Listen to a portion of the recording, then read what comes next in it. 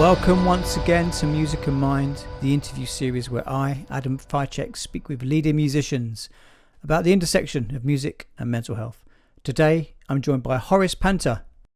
Hi Horace, welcome to Tonic Music. What are you up to musically or artistically right now? Oh, crikey. I've painted a series of tour passes, you know, like those things, those plastic things that you get when you go on tour, and you either throw away or you keep in a box somewhere and revisit them. I got all mine out and I thought they look kind of interesting. And so I'm into pop art, so I know I'll do a series of those. And I'd sort of I did some specials ones. And then Mark Bedford from Madness got in touch with me. Go, oh, these are good, Horace. I've got a box load of these. So he sent me some of his. So I've done some Madness ones. And then the guy who runs the gallery we show with in Birmingham goes, oh, my mate used to work for blah, blah, blah promotions. He's got a load of those. So I've ended up sort of painting like sort of 25 of them. And they're going into an exhibition in Birmingham in February, fingers crossed. So that's it artistically. But I've kind of finished that.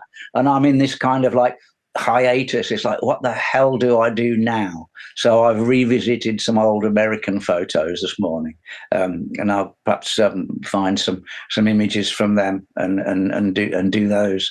Do this as a kind of a, I don't know, a byproduct, something to just park myself for a week or two to get back into it. So that's art. Music. Well, the specials ain't working, although there's a live album due to be released end of March, which is stuff that was recorded from the concerts we did at the ruins of Coventry Cathedral, which were fantastic. That was in 2019. So that's in the pipeline. But I play with this mad Welsh guitar player called James Oliver. Now, you want to talk to somebody with mental issues, that's who you need to speak to. He's lovely. He's 6'5". He's lost 5 stone over the past few years, apparently, but he still weighs in at a good 15 stone. But he plays Telecaster guitar absolutely insanely. It's just like being in the specials, in that everything is far too fast. He's great. He's really good. So I do. He did like 327 gigs last year. Wow. So he wears rhythm sections out, and so I'm like the 7th reserve bass player. If he plays round the Midlands area, I get the gig. So when he's in Birmingham or the Cotswolds or whatever, then I play with him. That's lovely. It's great fun. But I suppose my main gig these days is a band called the Dirt Road Band, which is me, a Coventry drummer called Ted Duggan, who's played with everybody. He was the local sort of go-to guy. And the guitar player is Steve Walwyn, who spent 32 years as a guitar player in Dr. Feelgood. He was in the band when Lee Brillo died, and consequently was in when they sort of resuscitated themselves.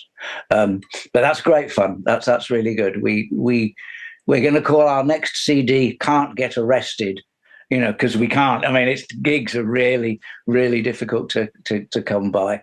But it's great fun. I'm playing music that I like with people that I like, and at this stage in my life, I think that's my that, and the fact that the equipment I carry I'm able to pick up. That's it. But it's great because we're back playing pubs. You know, I'm putting stuff back in the back of my estate car and driving myself to and from gigs. It's good fun, and the music I'm playing is just lovely. It was meant to be played in little smoky places. Not that they're smoky anymore, but you know, where you see the whites of the audience eyes. So that's good fun. So most of the boxes are covered, really, Adam. Everything is pretty good. It's just I'm too old. That's the thing. Never. Well, sometimes I feel it. I must admit. So that's kind of where I'm at the moment. It sounds like you still got a passion for it, though, and you're still doing it. Yes. Well, yeah. Gosh, it's wonderful. Even when I was teaching, I was a school teacher for 10 years, from sort of 1998 till 2008. I helped run a little blues band in Coventry, and we played locally. And we never went anywhere out of a 50-mile radius from Coventry. We once went as far north as Burton-on-Trent and as far south as Cheltenham, but didn't like it. It was So I've always played. What was that like for you to kind of come away from a big name like that and kind of go back into normal life? I quit playing professionally in, I suppose, 1997. But before then, I retrained. I finally put my degree to use, and I did a PGCE. I learned to be I trained to be a primary school teacher. I wasn't very good as a primary school teacher, but I ended up working for the Coventry Hospital and Home Tuition Service, which was so I visited children who'd been expelled from school and tried to sort of make order out of chaos, which was great fun because it was 1-to-1, and these kids basically just needed somebody to listen to them. You know what I mean? And because I trained as a primary school teacher, the reason that most of these kids had been expelled from school was because they didn't understand the basics, that they missed, or the basic numeracy and literacy. So me being trained as a primary school teacher was perfect. So we just did really sort of basic stuff that wouldn't embarrass any other children in the room. You know what I mean? Because it was just me and them. I don't know whether I was successful at it or whatever, but I really enjoyed it. But then I had one of the kids that I had been expelled from this special needs school, and they wanted to get him back into the special needs school. So I went back into the special needs school with him as like a teaching assistant and sort of shadowed him around and make sure that he was okay. And I mentioned to the art teacher that I had an art degree, and this woman who was teaching art was really the PE teacher and just did art because nobody else had, and so come here, young man. So before I knew it, I was the art teacher in this special needs school. So I did that. What was the question? Oh yes, okay. So that's what I've been. That's what I did for a while, and that was really cool. So I was able to sort of to change from one career to another. So that whole thing about being, I don't know, abandoned by the music industry or bereft, that was sort of, it didn't really come into the equation that much because you had 10 rather challenging kids to deal with during the day. You haven't got a great deal of time for self-reflection when, people are, when you got that class in front of you, you know what I mean? So perhaps teaching was my therapy. I don't know. No, music was my therapy, because I had to shout at children all week. Yeah. Yeah, because I guess specials, it was you were all quite young, and then suddenly you paused all that stuff, and there you were back into reality of the world. But it didn't really impact you as such. You just got on with it. I don't know. When I left the specials, I was kind of morose for a while. But my wife had just opened a punk rock shop, a clothing shop, and I remembered all the silk screening skills that I learned when I was at art college, and so I just started silk screening T-shirts, and then ended up making garments which we sold in this little shop in Coventry. So no, I was always sort of really sort of busy. There wasn't really a wilderness, so to speak. But then after I'd done that for a year, I joined General Public, which was this band that Rankin Roger and Dave Wakeling, who'd been in the Beat, they formed, and I did that for a few years. So no, there had always been, but I got a job. When I wasn't playing, I got a job. I was white van man for a while, when my son was born, because I wanted to be at home for that. So really that stuff hasn't touched me that much. Yeah, sounds quite flexible. And then what was it like kind of getting back together and getting back on the road? Was that a big shift again? That was gorgeous. Reforming the specials? Yeah. Yeah. It was interesting because, as you sort of, back then we were young and stupid, like you are when you're, 19, 20, whatever.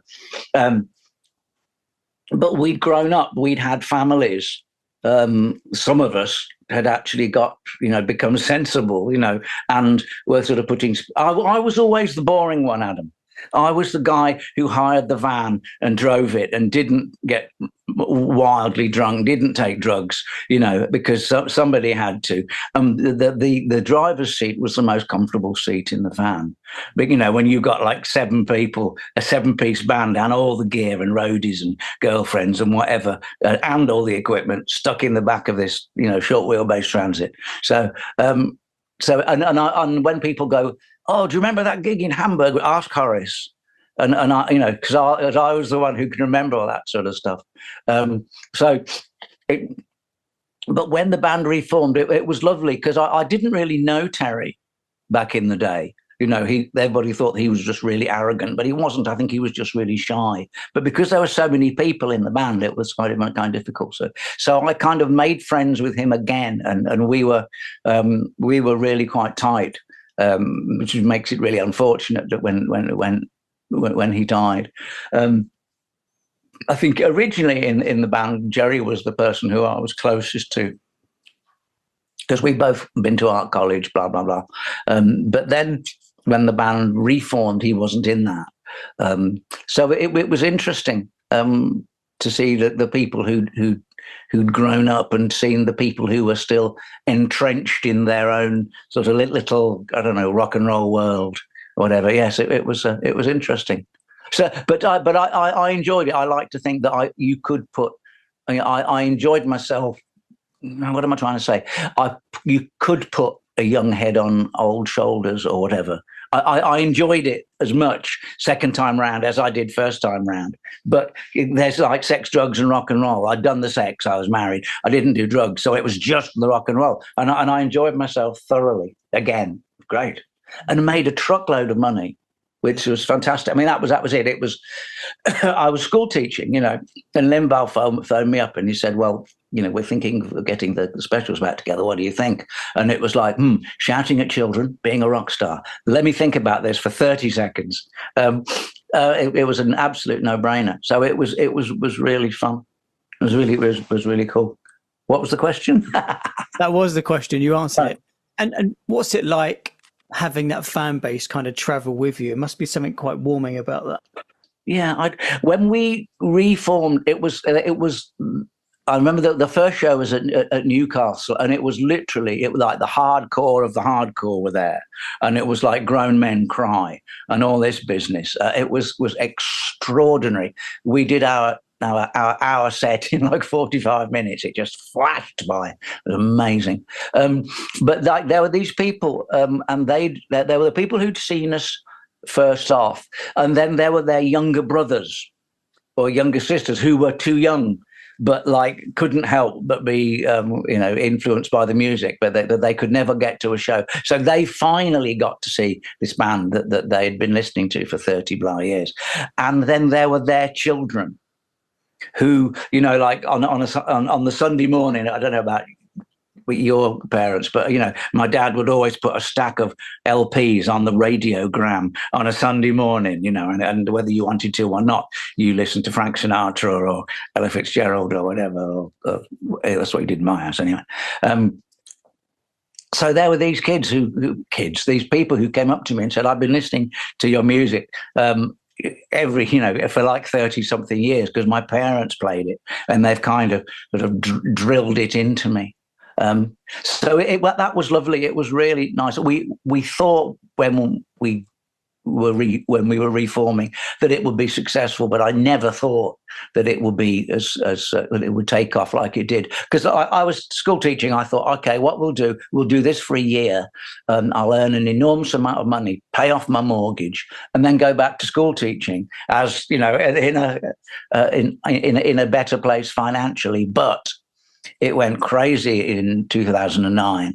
And then it's like, well, do you think we could go to America? And it's like, well, we never went to Australia. We could go, but if you're in Australia, of course, you go up to Japan. And then, well, there's these festivals in Europe and so on. So every year it's like, well, do you think we can get away with it again?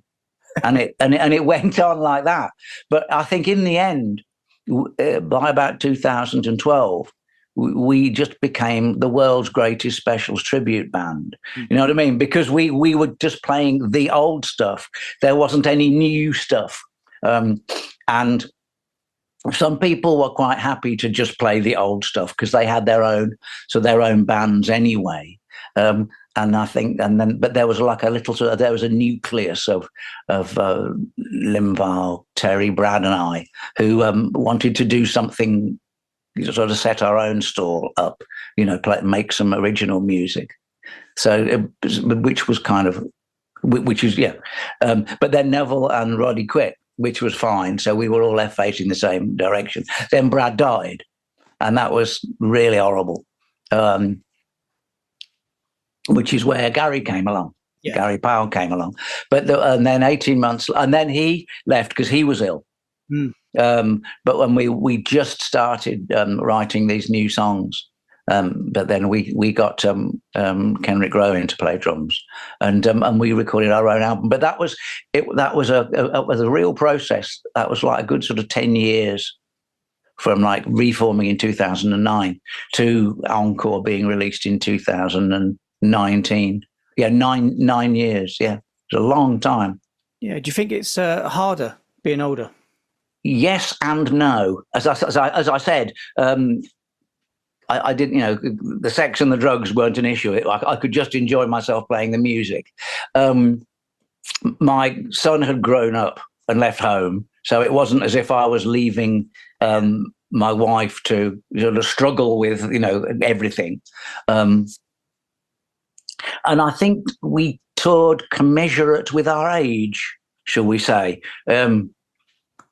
I remember being on the bus for 13 weeks in 1991 in America, and I missed my son's first day at school and all this kind of stuff. And it was like those last week was just taking a long, hard look at myself and saying, "Is this really worth it?" And I went back home and quit. And that's when I started doing the school teachery stuff. But this time round, everything was kind of settled, and I enjoyed it. I suppose, physically, it perhaps wasn't as much fun. But I what do you expect? I just don't do 4 o'clock in the morning anymore. Yeah. There's been there, done that, and you just feel dreadful the next day. So I think, I enjoyed it the same, Adam. I think this that was my experience anyway. Yeah. Okay. And where did it all start for you? If we go back, how did you get into playing an instrument? I saw the Searchers on Thank Your Lucky Stars, and I just thought Tony Jackson looked so cool, standing in the middle with this big semi-acoustic black bass guitar stuck under his chin. I thought I was in the Searchers fan club, which was cool. So I always wanted to play a bass guitar, and then a bloke at school had one for sale. It was £6. So I bought that. It was impossible to play. I didn't know how to play it, but I could tuck it under my chin and pretend I was Tony Jackson. You know what I mean? So that was cool. And then eventually I learned I knew a little bit about music. I was in a church choir when I was younger.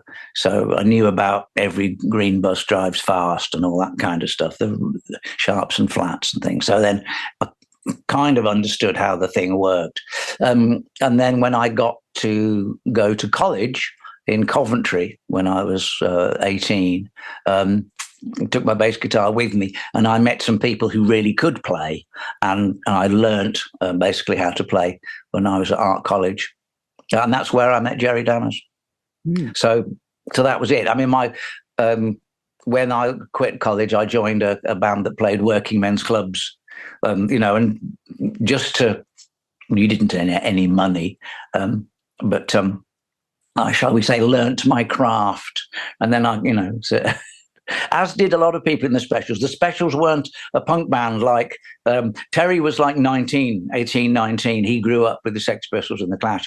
I was the generation before then. I grew up listening to the pirate radio stations and the Spencer Davis Group and the Small Faces and all that kind of stuff, So So we were a generation. So we could play, the Specials could actually play the songs rather than all the punk bands in Coventry that, had learned 1.5 chords and learned to play on stage, all that kind of stuff, which I thought was glorious. I just loved the energy of punk. I thought it was fantastic.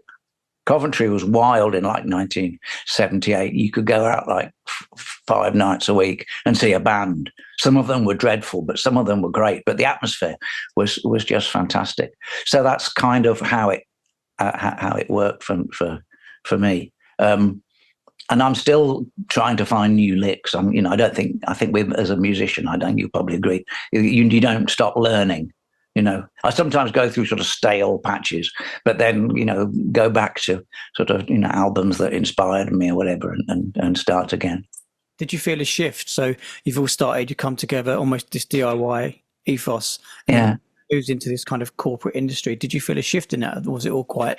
Oh, Christ, yes. Talk about meteoric. 1979 in January, early January, we recorded Gangsters, which was released kind of April, May time that year. By the end of the year, we were kings of the world. It was meteoric is something of an understatement. It was weird. Did we cope with it? No. Like I say, I was the boring one, so I kept my feet reasonably on the ground, while those around me were launching off into space and into maximum stupidity. But I think we kind of came back down to earth with a bump when we toured America and realised that this place was so huge, and we were never going to, do what we did in England, in America, in the space of 6 months. It was insane, and I think that had a profound effect on the band, that wasn't the same after that, I think. But we just we forgot about that.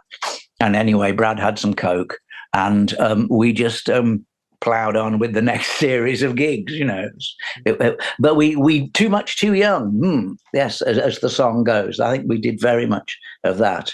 But then the band just sort of fell to pieces. I hated that something that was so amazing, like the Specials. I mean, those shows in 1979 were fabulous. I mean, Jerry has said, he's never experienced such a atmosphere at concerts, and I totally agree with him.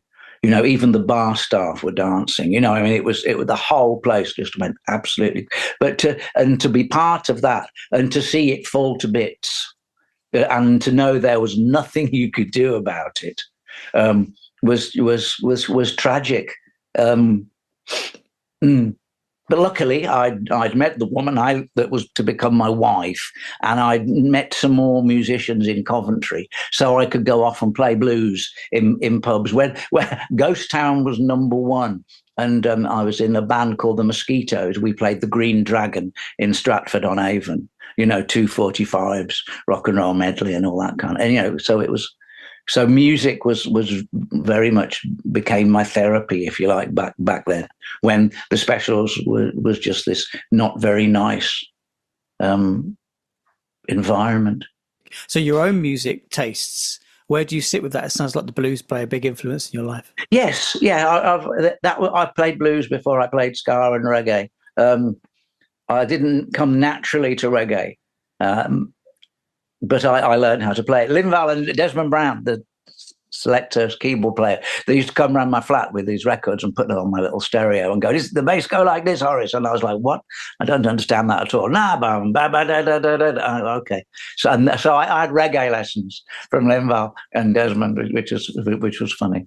So I took to that. Yeah, I think I until recently I was playing with some guys in Derby that were playing Cajun and Zydeco, which was fantastic. I loved playing that, and I got really into country music about 10 years ago. I formed a little a traditional country band in Coventry. Again, we couldn't get arrested. It was absolutely amazing. So I've always been into sort of, I don't know, roots music, shall we say? I suppose. I don't know. I had a traditional ska band, like a English version of the Scatolites, which was mainly instrumental stuff.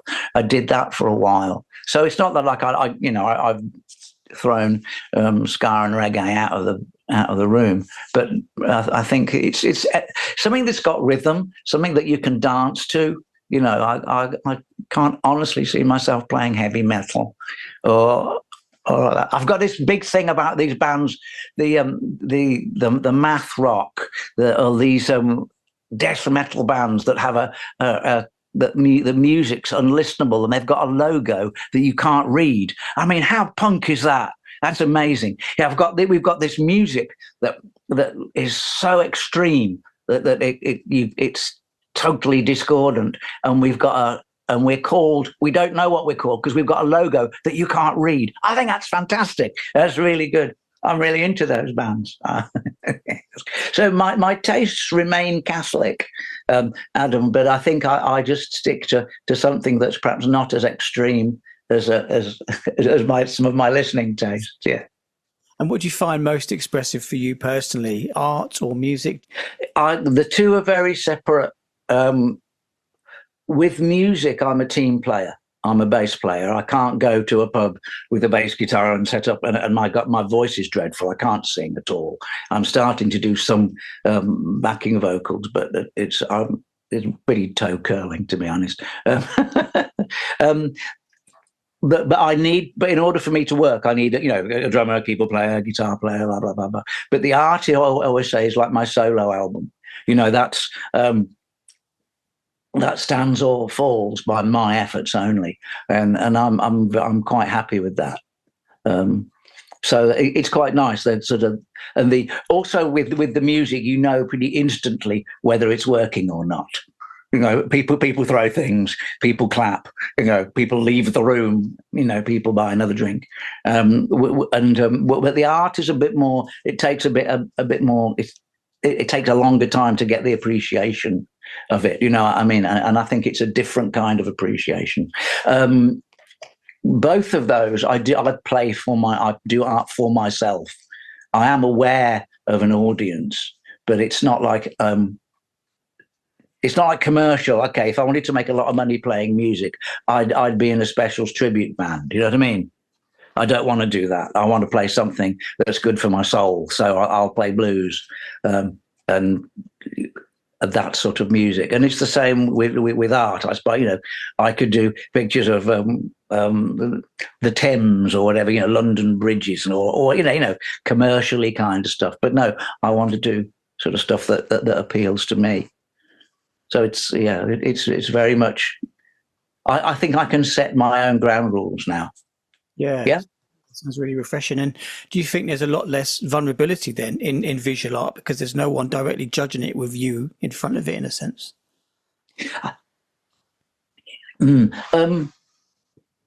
Yes, I think so. I think it traditionally, it's always been a kind of a therapy. Van Gogh, for example, channeled a lot of his inner turmoil into those amazing paintings, didn't he? And as did people, abstract expressionists, Rothko, Jackson Pollock, who was very troubled, wasn't he? But he just sort of splurged it all out all over these canvases on the floor. It's totally different. The choices that I make in my studio with a paintbrush are quite safe, I think, really. And it's only recently on stage that I've started taking risks. I would always stick with the arrangement. But blues is very sort of like seat of your pants stuff. And if the guitar player wants to go off on something, you just got to be there and do that. I love that now. I was always very sort of loath to do that back in the day because everything was sort of stuck to the arrangements, but sort of improvising was not really on the cards, but musically it's a lot more interesting. Do I feel vulnerable? No, because I know that the people either side of me are going to be with me, and we have that. We're all together. We're all going the same way. And the art thing doesn't really matter because I'm kind of on my own when I'm doing it. And like I say, I make those decisions with my own criteria. It's not like I've got anybody standing over my shoulder saying, you're doing that wrong, although you haven't met my wife. Yeah. Do you feel a similar sense of community with your art as you do with the music stuff? No, I'm very much on my own. I'm very aware of that. I don't mix with too many other artists, which is a failing, definitely. It's funny, I've recently reconnected with some of the people who I was at art college with like 40 odd years ago. And that's really interesting because they've sort of questioned me about, well, why did you do that? What did you paint that for? You know, why do you use those colors? Why don't you use something else? So that's good. That's almost like I could do with, that's the equivalent of like music lessons, you know. Why are you playing bass like that, Horace? Why don't you do this? You know, I could do with somebody like that, really. Yeah. And what does the music future hold for you? I'm playing this Sunday with James Oliver over at the Brass House in Birmingham. It's an afternoon gig, starts about 2:30. And I think there's a Dirt Band rehearsal sometime this week. Dirt Road Band, we've got, this month is pretty grim. We've got 2 gigs in February, but March is pretty good. We've got a run of gigs with the band called the Milkmen. They're from London. They play R&B. Their bass player is Lloyd Green, who's Mick Green from the Pirates' son. But they've got a good following. So we're doing like a co-headline some dates with them. It's not exactly a tour, and. Yeah, we've and there's an agent we've met who's convinced he can get us on the festival stages over the summer. So hey ho, you know. But like I say, it's I don't do 4:00 in the morning anymore. So if we're going a long distance, there needs to be a hotel or whatever. You know, I think at this stage in my life, I can, you know, lay the law down a little bit. Yeah. That was the marvellous Horace Panter. Once again, thank you so much for listening to Music and Mind with me, Adam Ficek. Make sure you check out the Tonic Music website for free groups, workshops and courses for music fans, musicians and all those in the industry.